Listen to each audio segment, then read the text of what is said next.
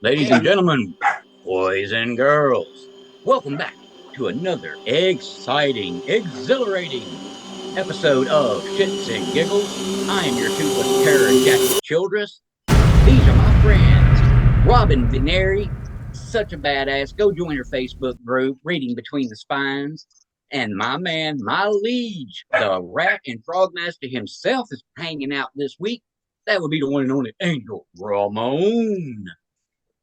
This week, guys, we have got an oldie but a goodie. We always playing the hits around here and bringing him back again because my man, I met this dude early in his writing career and he has since then absolutely gone ape shit. Ah, shit you not. This dude is putting out work. Ladies and gentlemen, boys and girls, Merrill freaking David, what is up, dude? Hey, how you doing, man? Good to hear you and Hanging good in to see there. you. Dude, the pooch is going to steal the show. You already know this, That's right? Oh yeah. that's my boy Vinny. He's my co-pilot. Love it. Freaking love it. Well, just so everybody knows, we got two of the aforementioned books hanging right here behind me. That would be Where I Met Him, How Everybody Met Him, Wicked Awake. And beside that, you will see Appendage, which, dude, this is something I got to know.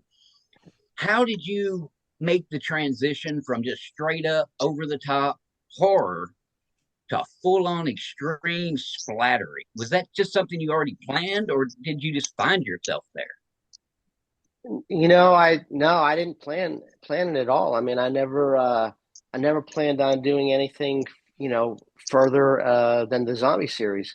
So I don't know. Towards the end of the zombie series, as you know, it was supposed to be a six-book series, and Mm-hmm. I kind of Just around around book five, I was kind of feeling like, you know what? If I do a book six, I don't know if it's going to be nearly as good as if I were to end it right now because I kind of liked where it was at in book five, and I was like, I think I can kind of end it here, and it still all be really good rather than try to do a book six and it be a little bit watered down. So I was starting to run out of ideas, and then but I was also working on some other stuff at the same time. So yeah, I don't know how the whole extreme horror and splatterpunk horror started. But once I got a taste of it, I mean, I love it. It's gotta keep going. yeah. I mean, it's just I mean, with the zombie series, I kind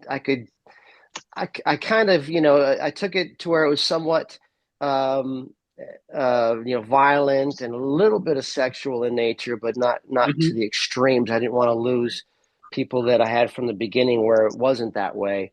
But with the splatterpunk and the extreme, there really are no limits. I mean, I can pretty much write whatever I want, and if people think it's disgusting, then maybe that's not your genre. Then look at something else. Yeah, But I'm having a good time with it.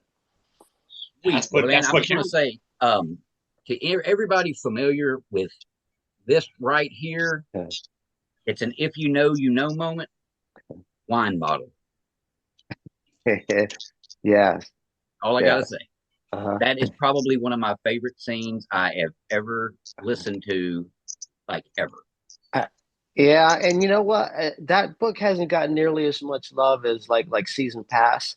But Lasagna is still my favorite book. I had so much fun writing that one. I think a lot of people haven't come across it yet. A few have, but and the ones who have come across it seem to have really dug it. But that's still my favorite book. I love that book. Man, you hit that story arc, the way you played the whole thing out. There's not a point in it where there's like a plot hole or anything. It's like by the time you get to the end of it, it's weaved itself together and it works.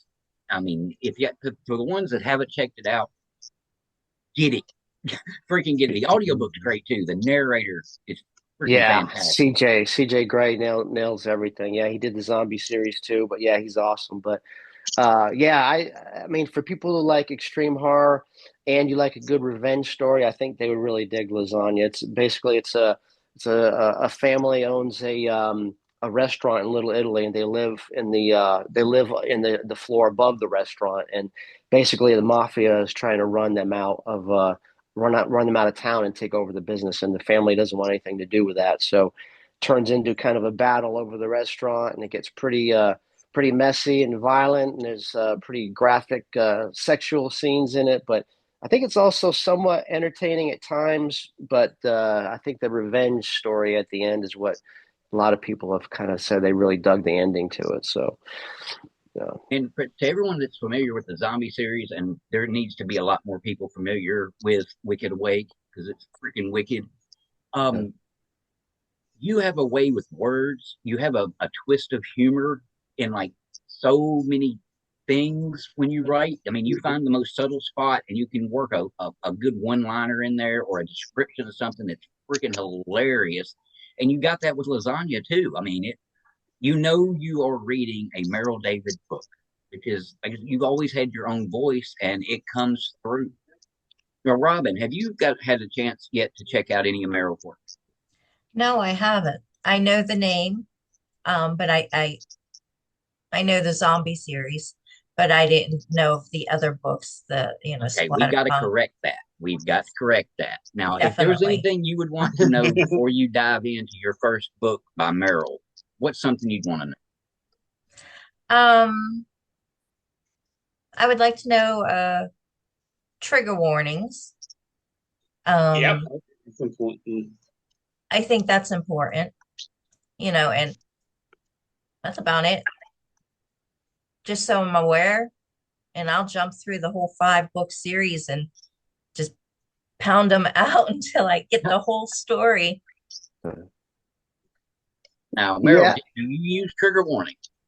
Yeah, so on all of my splatterpunk and extreme books, I kind of put a warning at the beginning of it saying, people could be offended by it, and but I mean, really, I get pretty violent and I get pretty sexual with my stuff. A couple things I don't do is I never do sexual abuse and such on kids. I don't mess with that topic at all. Mm-hmm. And I never kill animals. I can't think of perfect. And they were unless they were zombified. Now there was some zombified animals. Say. Yeah. Mm-hmm. Yeah. Well, that's fine then. That's perfect. Yeah. But that's about it. I don't but yeah, there's a lot of violence, a lot of sexual scenes, and I call it erotic scenes. But some people may be offended by that. But I don't take it to the extremes where people be like, that's pushing it too far, and that make me feel uncomfortable. Usually, if I'm having, like in Lasagna, there's a scene where a woman is really destroyed, but I built that character up to be so evil. So by the time that happens, you're like, oh, she had that coming. So I never do that to innocent people, and normally, unless I have a good reason for putting that in there. So where does the line fall between what you write and going too far? You said you had a line there. I just don't, if I don't, like I said, I don't write about children, and like I said, I don't like to destroy animals. I mean, those are pretty much my lines. I know a lot of readers are against sexual assault against women, and I don't think I've done any of those. Like I said, there was a scene in Lasagna, but that really wasn't about sex. That was more that was more about destroying her because she was so evil. So normally I don't put those things in there. If it's a revenge thing against someone who's evil, then I might make an exception for it. But normally I don't put those sort of things in there. But now, just for the record, a little disclaimer: he's not above feeding little kids to giant alligators. That may have happened. Yeah. That may have happened. One of the most chilling scenes I have ever listened to in my life. Even if I think about it now, the hairs on my arms stand up. And it's a specific set of lines. So you've got to read it or listen to the audiobook. But it's his description of something. I see it just did it to me again. Just thinking about it just chills me. Yeah. Merrill knows what I'm talking about. Yeah. So Yeah, okay. I might have fed a child to a zombified alligator, but other than that, I don't think I've killed a whole lot of children. No. Well, now here's one I do want to ask you about because the title makes me hurt in a certain area, place. You know, blood come. I mean, where in the hell did you come up with that? I mean, it was good. It was good, but wow. And so that's we're already talking about lasagna. So there's a line in lasagna, and it's right after that scene where the evil mafia woman gets destroyed, and I write there's a scene where her her fluids collected on the floor below where she was destroyed, and there was blood and there was cum. And I put it together and I said that her blood cum, puddled on the floor or something like that. It was in lasagna. And the minute I wrote that, I was like, blood cum? That sounds like a title. And Yeah. and I took it from there. So from there I was like, okay, so now I need to come up with that word just caught me. So I turned it into a title. And so the short story Blood Cum has nothing to do with lasagna and or the mafia. It's actually about a Yeti out in Alaska. So it's a completely different story. But it is that's happened to me a couple times where I've come up with a title and it just caught me, and then I wrote a story around it. So that's kind of what happened with that one. See, I wish I could do that. I can't even come up with my own freaking title. Hell, Blood Trail, Richard Ryan Rose came up with that. Yeah, it's a great title. That was a good title, though. Yes. Yeah, but to be able to just say, like you get this title in your head, and then all of a sudden this story just grows from it. Like the title's the roots, and then all of a sudden this thing grows. I'm like, that's just. But I've been in the same predicament as you, though. I mean, because sometimes I do write the story first, and then I'm like that. I'm like I cannot think of a title, or I've had one where I've changed the title like 3 different times. I was like I just couldn't get it to where it felt right, So I've had it happen both ways, but yeah, that does happen too. All right. Well, I want a little update that, and every time I have you on, I'm going to bug you because we talked about something involving one day you might do one more little story in the Wicked Awake universe or play around with the Wicked Awake universe. Has anything been tickling the old muse? I mean, I'm tempted. Like the itch is there to write another one. I think it's going to happen someday. I just don't know. So I kind of tossed around the idea of doing a prequel, with Anthony and gang, before it all goes to shit. So I've thrown that idea around, but then again, I also have another idea where I go into the future after the end of book 5 with the few characters who did survive and remained after this series was over. So I think someday I think you'll see either one of those 2 books pop up. I just don't know when. The time's not quite right yet, but because I'm still having a lot of fun doing my other stuff. But I think someday you might see, and it won't be called Wicked Awake. It would be called something different. And I already have a possible name for it, but I don't want to, like I said, sometimes the story names change, so I don't want to throw it out there yet. But so it could happen. Well, I'm going to tell you, when you said prequel with Ant, you had my attention because I love that character. That guy is freaking hilarious, and he is a little pervert. I remember how upset you were when it looked like he was dead. So. I was hot. I was texting the hell out of him. I'm like, hang on now. Yeah. Because I left, I forget, it was either the end of book 2 or the end of book 3 where I left it where it looked like Anthony was dead.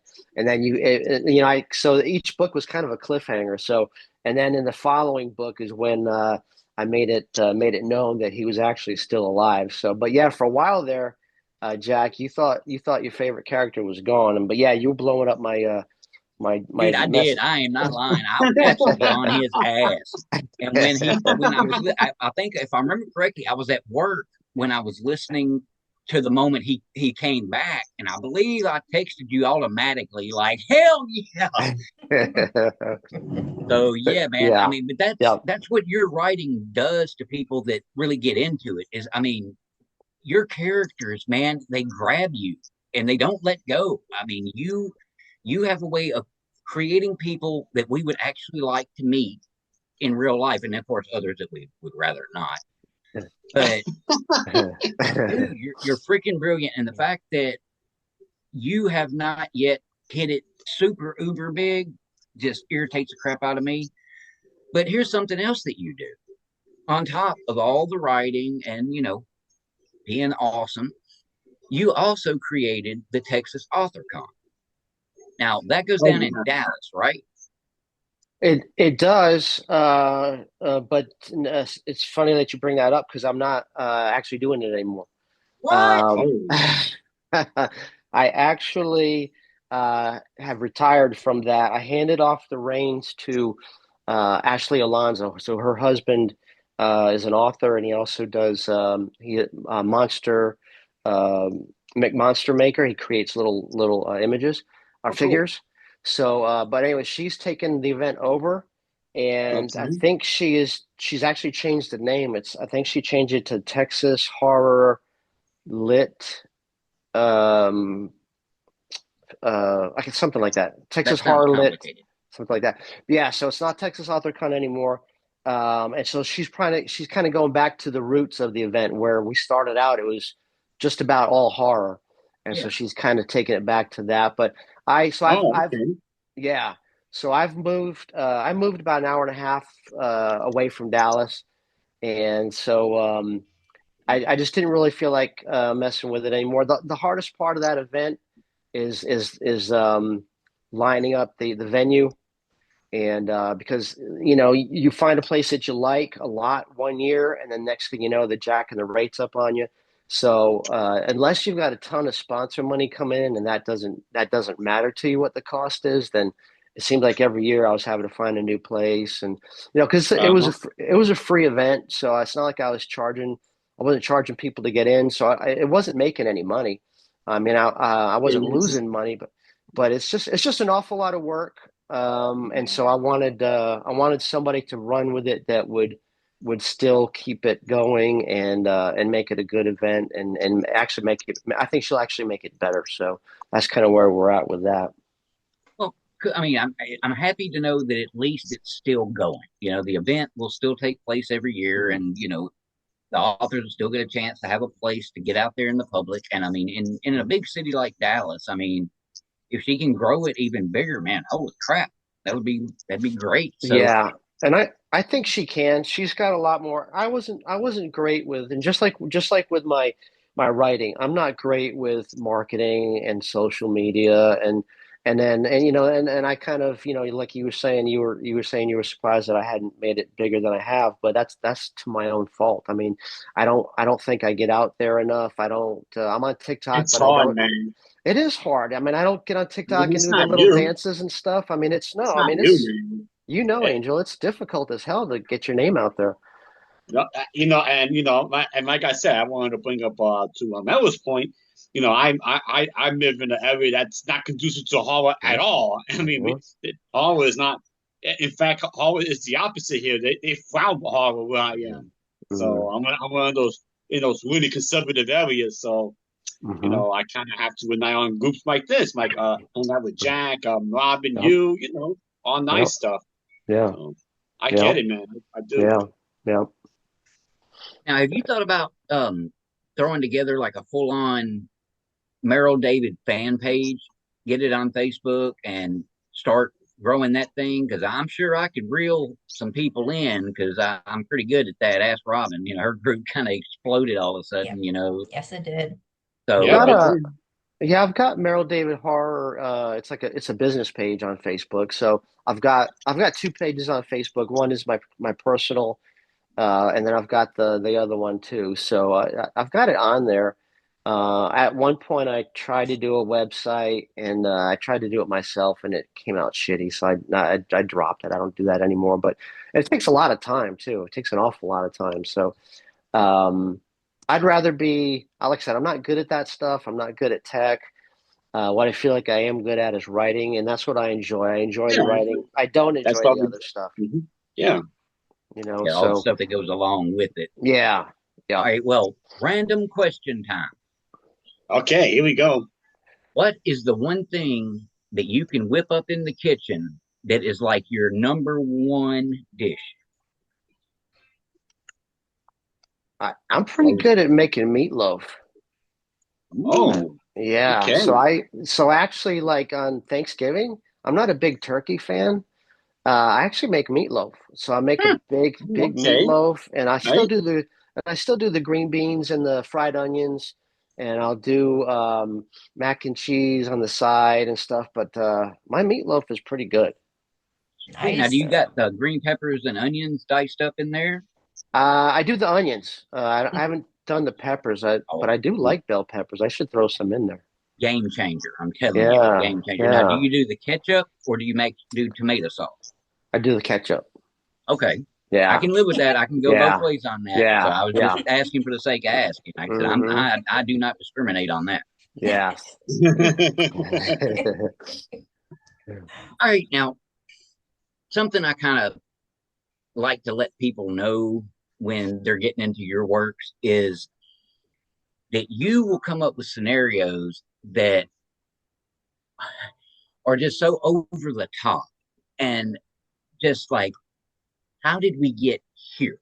I don't understand how we got here. So I want to know, are you a plotter? Do you think all this stuff out, storyboard it, kind of put it together, or does this shit just pop in your head? Yeah, no, I don't plan any of that stuff out. I mean, um, I do take a lot of notes on my phone, sometimes voice notes on the phone, but I don't plot anything out other than that. So what I'll do is when I have enough notes for a story or a book, then I'll open up a Google Doc and I'll start putting all the notes in there, and then I start kind of organizing it from there. And I'll be like, okay, this, and I don't know if it's just me, but I always like to, and sometimes it seems like I struggle the most with the beginning of the story, but I want to get a good beginning, and then I want to have a good ending, and then a good one or two. Like for the short stories, I try to have at least one or two good scenes in the middle there. But so I try to get all that stuff squared away. But it's kind of like I was talking about before. Sometimes the title comes first, sometimes the story, but sometimes in story, sometimes going into it, I know how I want the thing to end before I even know how it starts, and so that's why I look at all the notes and I try to figure out at least those points, the beginning, the end, and some good scenes in the middle there. Okay. Well, now here's something that I struggle with when I try to write is keeping, discipline. It write when you can, get in there and do the thing. Do you have any tips or tricks for some jackhole like me to get me to where I will set my butt down in front of this here laptop thingy and hammer out some words? Yeah, better be better advice than I would give. No, no, not at all. You're asking the wrong person because I I only write when I feel like writing. So That's yeah, fair. no. Because I feel like if I'm not, I'm the type of, I don't want to force anything. I don't want to, and not to criticize those who do it, but some people, some authors have a word count. They say I'm going to sit down, I'm going to write so many Yeah. words. But and that's fine. That's fine if that works for you. For me, I would sit Mhm. down. I feel like I'd be forcing it and writing stuff just to get my word count done, and then I'd go back the next day and read. I'm like, I'm not feeling it. It doesn't feel that fun. It doesn't feel like I was really into it. So yeah, that's the last thing I would do is have any advice on how to be regular with that. I got to be feeling it to be writing it. Yeah. That's pretty good actually. I agree. Robin, you got something? just gonna say, you do these notes on your phone and you you have them like maybe 3 o'clock in the morning and you're like, oh, you came up with a good idea. You're all excited, you get it down, you go back to sleep, and then you wake up in the morning and say, what is this shit? Does that ever happen to you? Yeah, Yes. that has happened to me. And sometimes I do some of my best writing at 3 o'clock in the morning. Like you said, you wake up, you have some crazy ideas, and I Mhm. do. I put them in the phone, and then you're right. And I always go back the next day and look what I put. And sometimes I don't understand it. I'm like, what the hell was I thinking there? Yes, yes, Yeah, you're exactly. exactly right. Yeah, yeah. But then sometimes you're like, dang, that's brilliant. Why couldn't I think of that during the daytime? Because Yeah. because it cost me some sleep last night. But uh, Yeah. But you know what they say? Sleep is for the dead. Yep. yeah. True enough, true enough. All right, Uh-huh. random question time. What is the chore that you have to do around the house that you hate the most? Oh man, Mm. that's a Is that tough all of one. them? Yeah, that's a tough one. I hate vacuuming and sweeping and all that crap. Yes. So I floor don't. care is not your thing. Yeah, no, I mean it's like you sweep and then you go back and look and you're like there's still stuff there. And it's like why did I even bother doing that? Or then the next day you got stuff coming in off your shoes. It's like I just swept it's just I don't like that at all, but I guess it needs to be done so it doesn't look like I'm living in a barn. Yeah. You Yeah. know how to That's fix true. that? Just go live in a barn. Yeah, yeah. You A know, barn dominium, right? John Isn't that kind of a popular John thing? with the wonderful advice, as always. shut up, Hank. All right. So what are you currently piddling around with there, Scribbler? Let's see. I just two weeks ago I came out with Pink the Sink on Godless. That's just a short story. That was kind of a hot. That was, for a while I've been wanting to write a slasher story, Hmm. and Oh, so okay. I hadn't done that yet. So um, Drew with Godless, he asked me. He said, "Hey, can we do the 31 days of Godless on in October for Halloween?" So he asked me to do a story. So I figured it was the perfect opportunity to write my slasher story for Halloween. So the story was a slasher story, but it was also erotic at the same time. And so just like a little short story. So it's currently on number 3 right now on Godless. So it's got another. Sweet. So it's doing pretty well. Um, Cool. and so I'm working on, and I and here's I think I mentioned this book a long time ago in an interview with you guys, and so I think I'm finally getting around to doing it. I mentioned before that I was working on it, and then other things kind of jumped ahead of it. So now I'm finally working on Clusterfuck.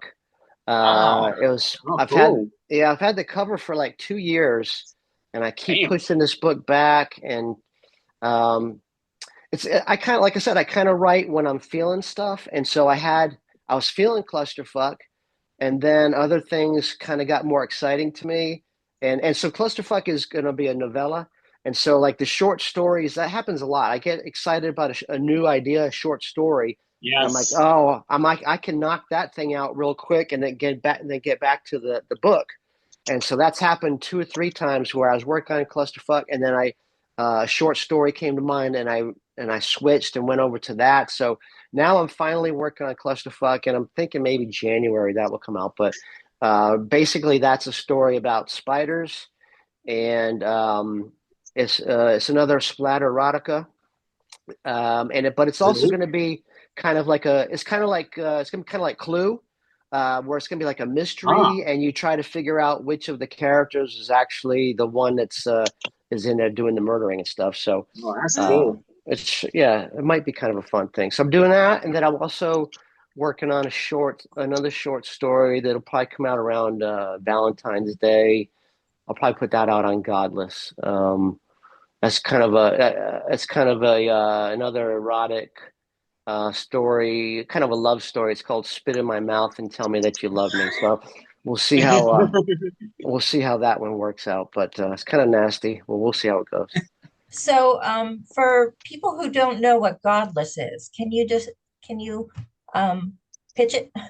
That's where you can find a lot of. I think it's all digital. I don't think any of it is hard to cover or paperback. Uh, but you can go there and it's all horror, and so it's godless.com, and there's a lot, and it's cheap. So there's a lot of digital horror books there, and so, like I said, so it's cheaper. But you can also find things there that you can't find on Amazon and other places. I mean, They don't have a dungeon.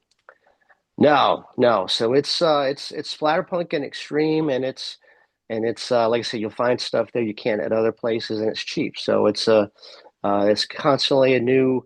Every week there's some new stuff coming in, so it's constantly refreshed with new materials. So it's a great website. So I had a lot of luck there with my first story was Blood Come, and that went to #1 on Godless. That was my first one. So Excellent. I've put a few. So what I like to do now is my short stories. I'll put them on Godless, and then I let them run there for a while, and then I usually throw them into a compilation, like you mentioned, Appendage. And so Appendage is made up of eight or nine short stories, many of which were on Godless originally as a digital, and then I put it in the paperback form in the collection.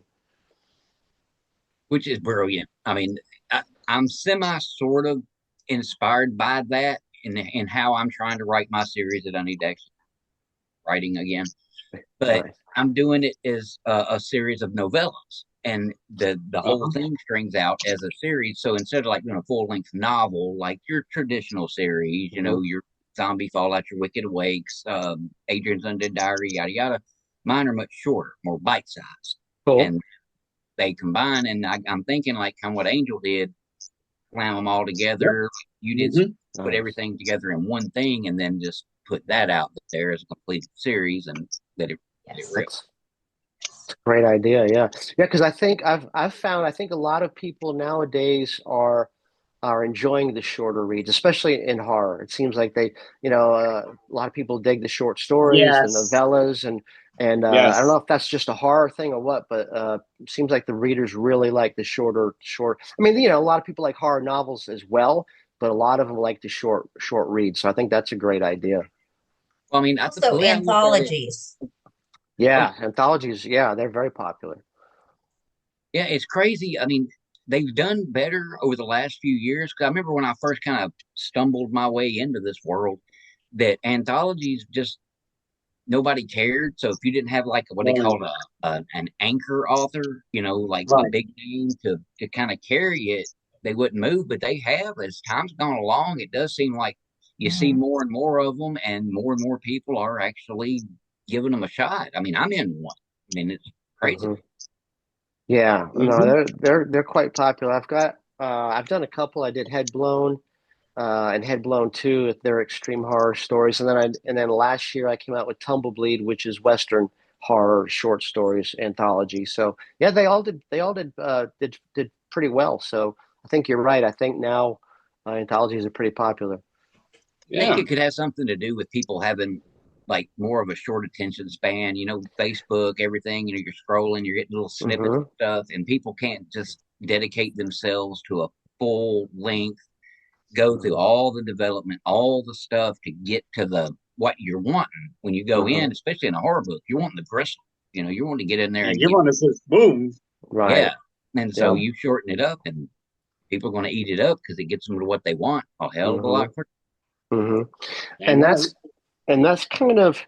that's kind of where I've been struggling a little bit with. So when I first went from doing the novels to the short stories, Blood Come was the first one. That was difficult as hell, being my first short story, because you're talking about going from a book that's 300 pages to a book that's 30 pages, and so it's a completely different mindset. So going into Blood Come, I'm like, okay, I don't have a whole lot of time to world build here. I mean, I need to cut right to the chase. There needs to be a hook right at the beginning where people are, right from the start, people are hooked on it. And you got a lot less time to do just as much, and so that was a struggle. So now I kind of feel like I've got the short story down. So now it's I'm finding it difficult to write clusterfuck because I'm like, dang, now I got all this extra time and words and space to write a story. So now it's a struggle. I mean, maybe some people are better adept at switching back and forth from one form to the other, but it's tough to go from a novel to short story and then back again to the novel. So at least I'm finding that I'm seeing that in my own experience, but I don't know. Maybe it's just me. Well, Angel, you've recently, you're part of an anthology. You've done Yes. other little stories on top of your regular writing. How was the back and forth for you, jumping from one back to the other, back to the other, back to the other? Honestly, tough. I'm gonna be honest. It was tough for me because I'm a one project at a time kind of guy. I do better when I'm focused on one thing at a time. Just finish one thing instead of jumping around. So, but it was Now challenging. going from like full length, like say Pina Coladas and Rats, Frogs and Margaritas, but then jumping and doing say the short story you did. Well, I'll just me. Yep. When you did Time of the Undead, which is a much more compressed story. It was challenging for sure because I'm so used to the writing the long form. Yeah, I'm gonna tell you this. Kudos to those who could pull off the short story and do it effectively. Kudos. Seriously, kudos to them. It's hard for me. I'll be honest, huh? I'm just being honest. It was hard. And I do suffer from PTSD, so I don't think straight sometimes. So I don't want. So anytime I gotta switch up, not to mention I gotta take care of my parents too, full time. So on top of that, so Got your brain as hell. Yep. But I got it done. Not to mention, I did another short story for another anthology as well. The one I think Kelvin Anderson did. Okay. Know that guy. Yep. Nice beard. Very nice. Yep. Beard. Nice beard. Brit. Nice Brit. Yeah. Awesome now, dude. Robin, Cool. I did another short story for the phobia one too. Oh yeah, we got that going on. Well, you already done yours. I'm still putting mine together. Merrill, can you tell me about the block lollipop? Yeah. Oh yeah. Yeah. That's another one that I did, and that's another one that I actually came up with the title before I wrote the story. And I don't know how I came up with that title, but Beat me to it. yeah, I came up with that title, and I'm like, man, that sounds pretty cool.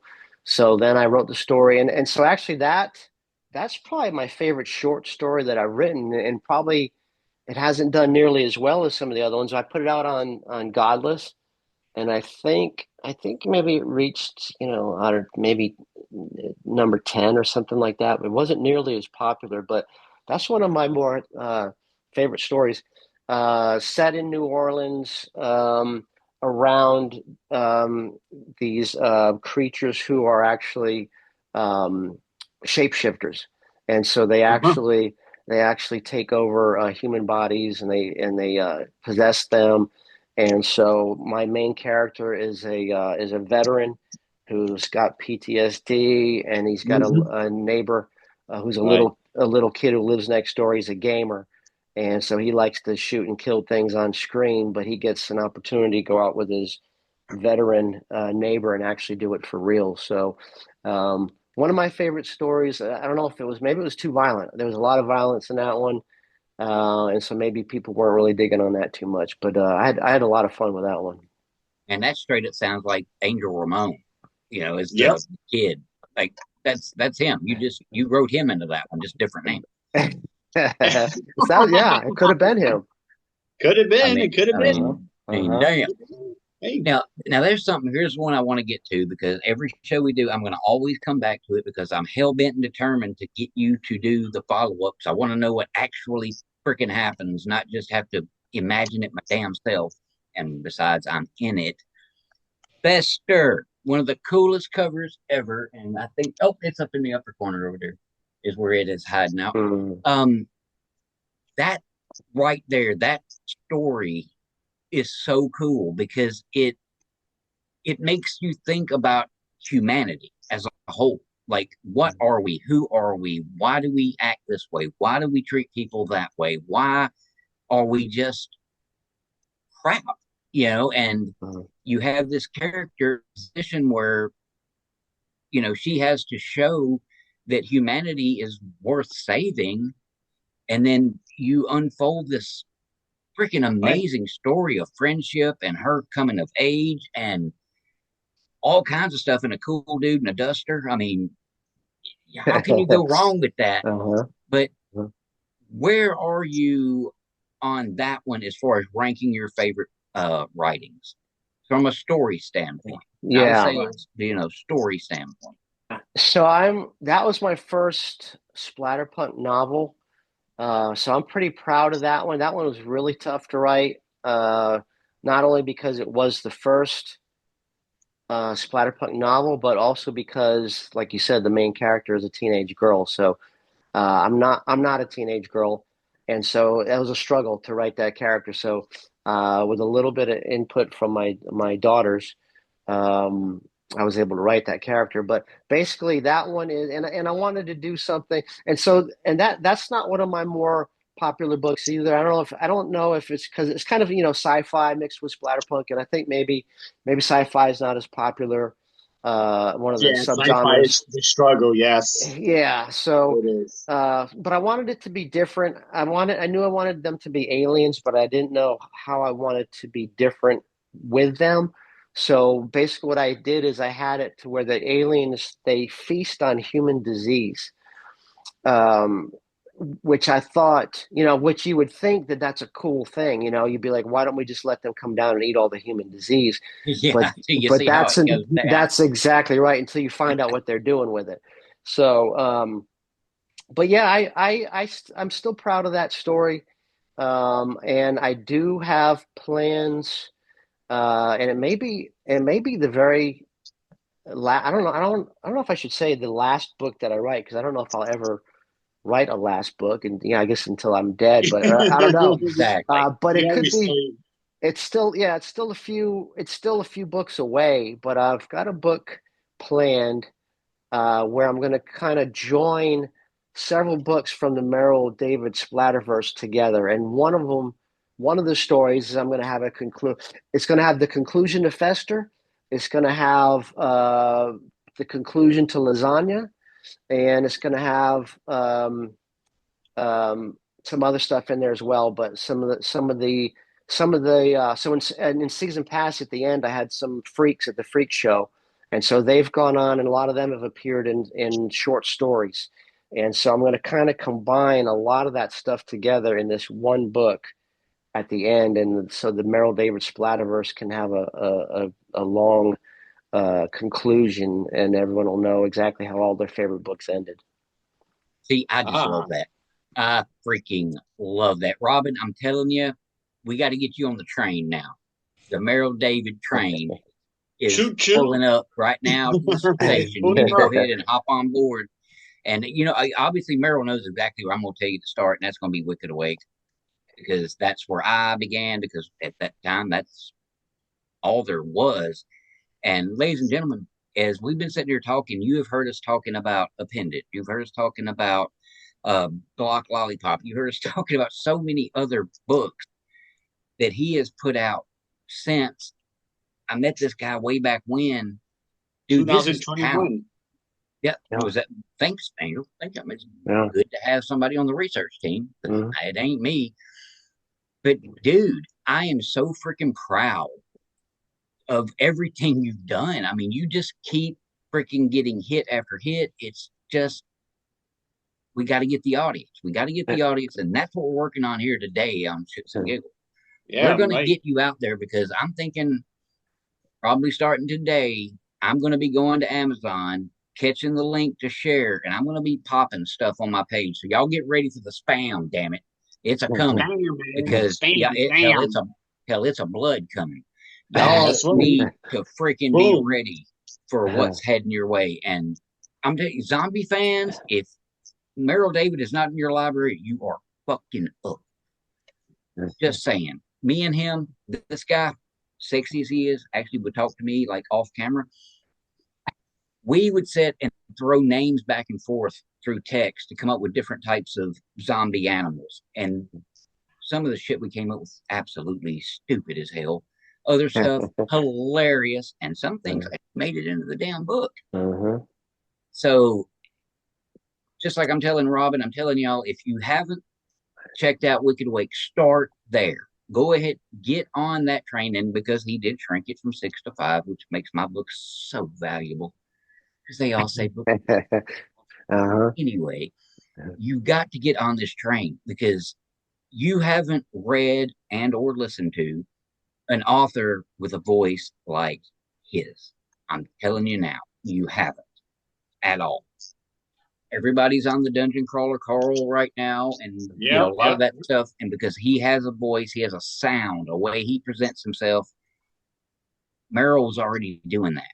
He was already doing that. So y'all got to get caught up on it. All right, rando question time. If you had enough money to buy any vehicle from any era, from any time, at any cost, what would that one vehicle be? You know what? It would probably have to be. It would be old. It would be an older, probably like in the 60s. I don't know if it'd be a Mustang or I'm trying to think of what did Stallone drive in that one movie there, or that black car? The Barracuda? Oh, that's Phantasm. Phantasm had a Barracuda. I can't remember what it was, and I can't even remember which movie it was, but there was a black car that he drove in one of his movies, and he was driving backwards super fast and shooting the hell out of everybody. I can't remember, but yeah, it'd probably be like a 60s car, maybe a Mustang or maybe a Barracuda or something, one of those muscle or real early, 60s American muscle cars, probably something like that. All right, well, I'm going to piggyback off my own question because you kept saying Mustang, so I'm a Ford guy, so you kind of got my head on that. Going with the 60s, would you go with the original, the 65 Mustang, or would you want one of the more later 60s that started kind of getting that fastback design? No, I'd go with the earlier one. Yeah. See, that's me. Yeah. I wasn't really digging like the 70s, like the late 60s, the early 70s with the fastback. I wasn't really digging that as much. I like the earlier boxier looking style. Oh, cool. Yes, sir. And what was really sweet was the what was the car that was just like the Mustang, but it was was it the Mercury, the Cougar? Oh, that old 60s Cougar, and it had the tail lights that kind of the blinkers that kind of went from right to left, and that was a badass car too. That early Mercury Cougar was really nice. So maybe something like that too. All right, well, throwing one bonus rando question in there. If you had a vehicle that could, obviously I think you can get them for anything.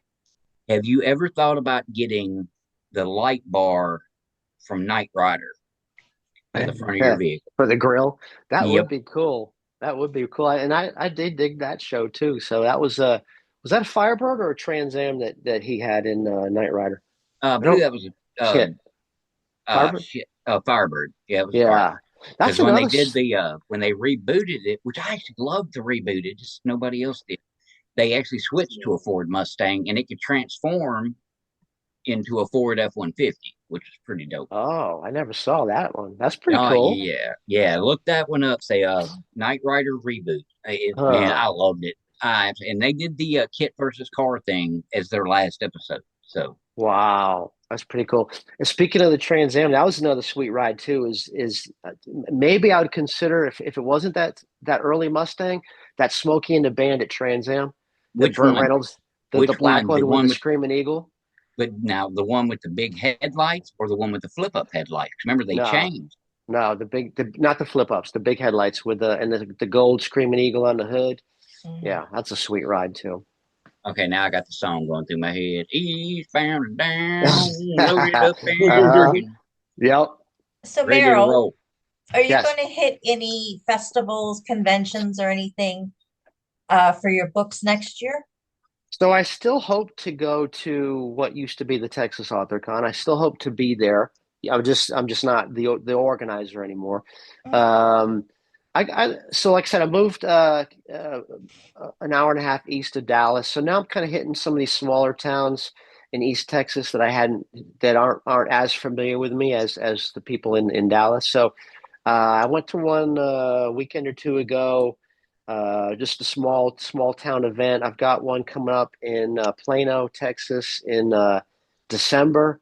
And then, but next year I'll probably do the like I said, the Texas AuthorCon with the new name, and then I got two or three lined up, but they're all in the Texas, the Dallas, DFW, or East Texas area. I don't go too far, Well, and I want I to. never go out of state.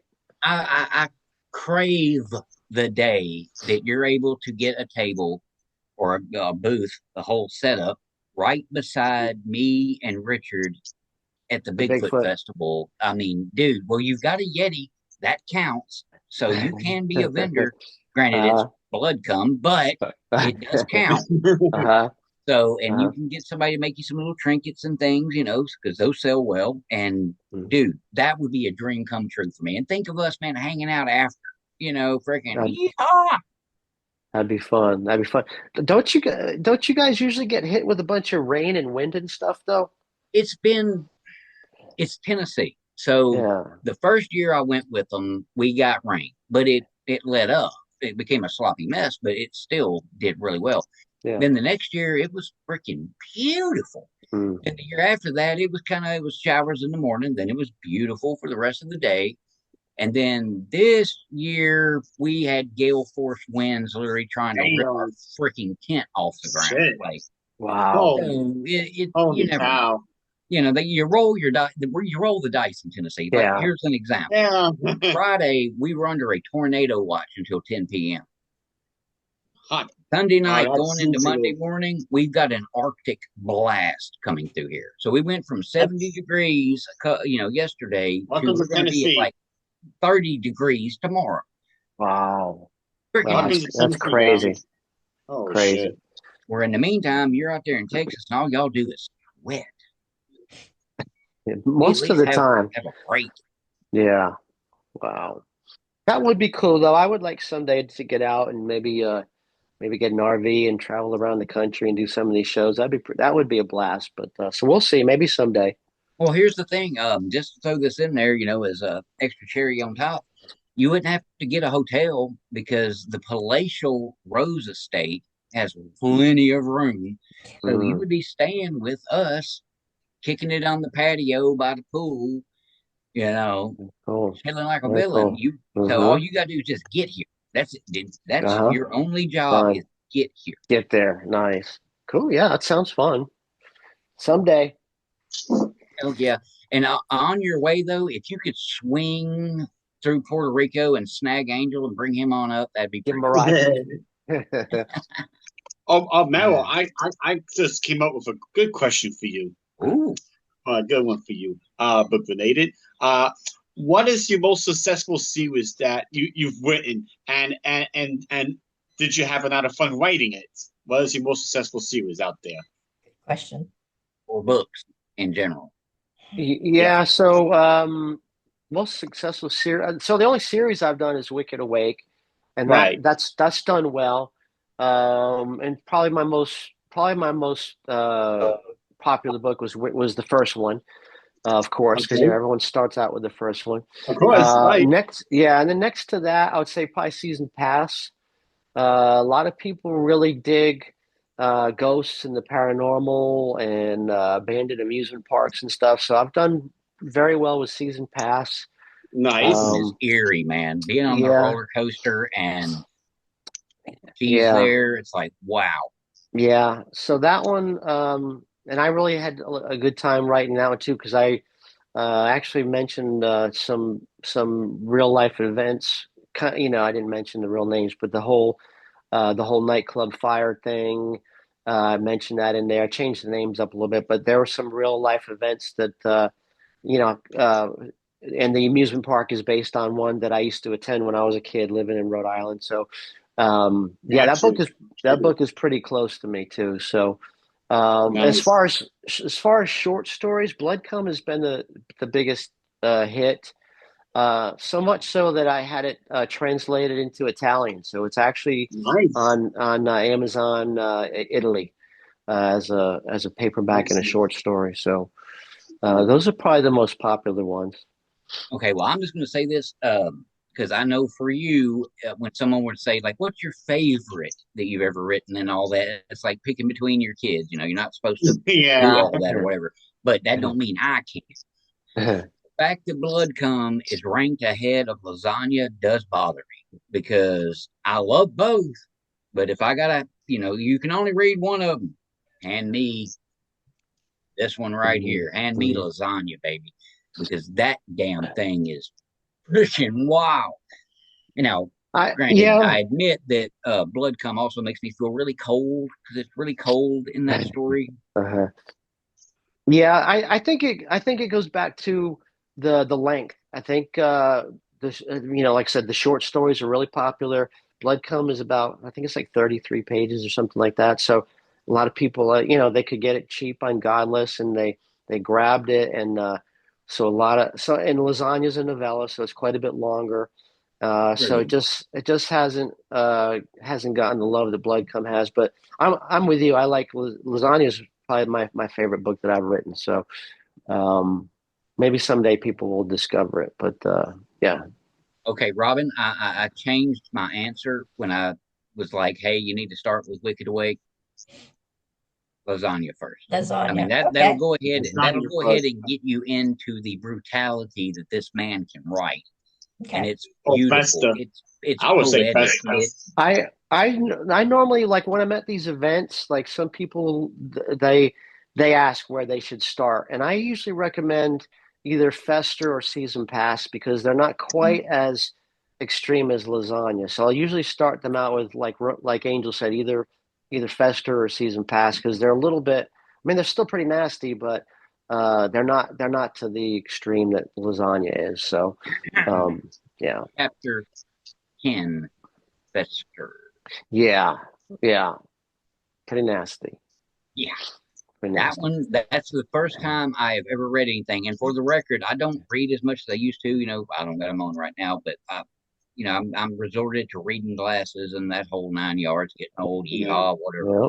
Yep. I actually read Fester up there in the far corner, right there. I read that sumbitch cover to cover. Like, I read the whole thing, and that was before you got the audiobook out. And then I went and listened to the damned audiobook but I ain't gonna lie, because I'd already experienced chapter 10. When I was listening to the audiobook and we got to that part, I almost hit the 30-second, 30-second, 30-second just to jump by it. But I said, nope, not going to do that. I stuck it out once again because I spend more time there than anywhere. I was at work, dude. I was just like, I've had two people tell me that they actually did puke from that scene. So I don't know. Ooh, I don't know if they really did or not. But they told me they did. So dude, I don't know. I was coming close because if you're a reader or a listener that like fully gets engaged, like you throw your spirit into the story to where you're like there, like watching it, but you're like an astral projection and you're just seeing it. Oh, that scene, that segment, that part will fuck you up.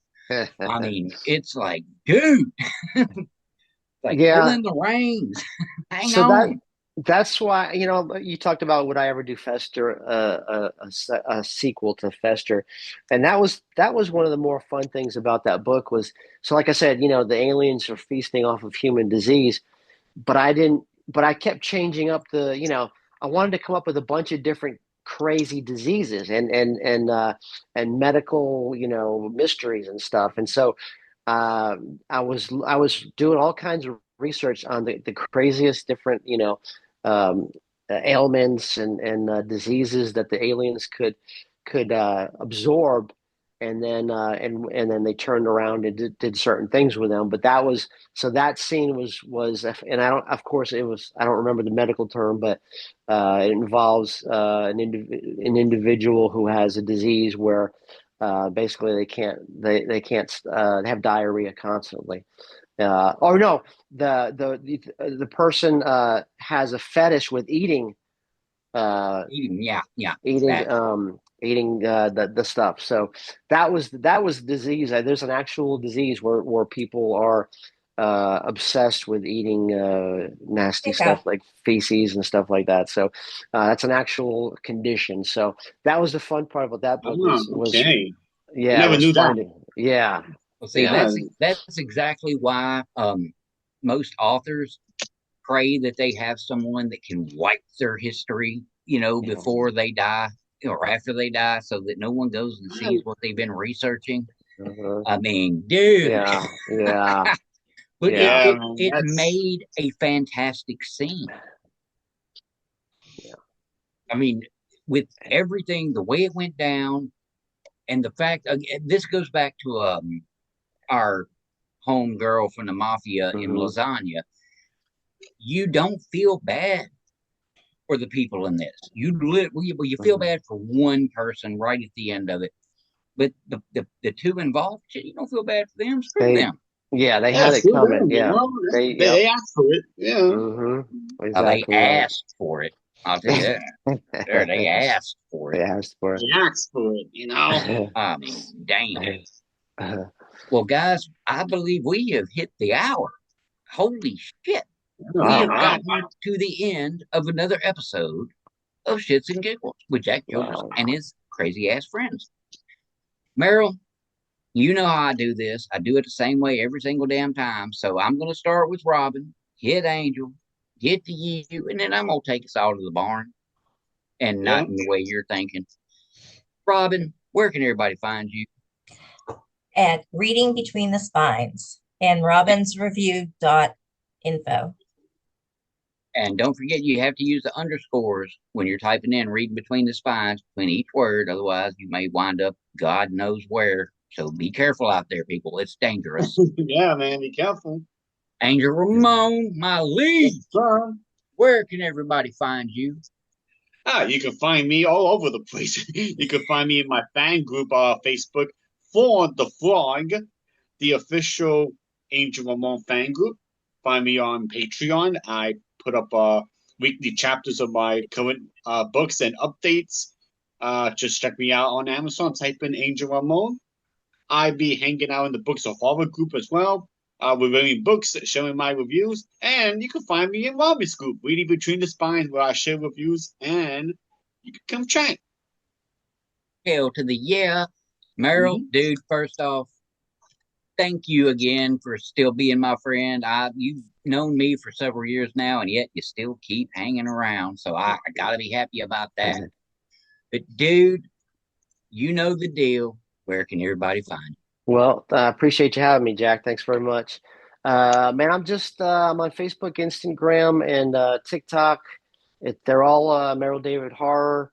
On TikTok, I think it's Merrill David Horror Author or something like that. I don't know. Just search me up and find me. But that's about it. I got an event coming up in December at the Winter Market in Plano, Texas.